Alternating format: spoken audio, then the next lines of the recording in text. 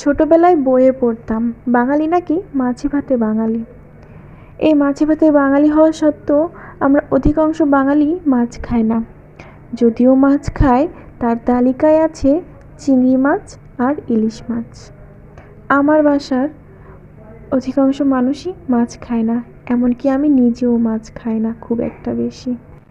আর ইলিশের প্রতি ভালোবাসা যেন বাঙালির তুলনাহীন।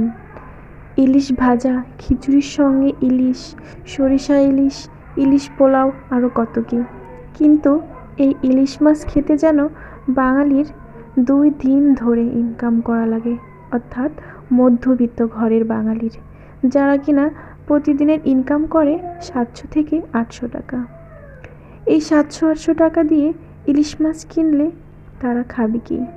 কিন্তু দেখা যায় কি, এই সকল মধ্যবিত্ত ঘরের সন্তানদেরই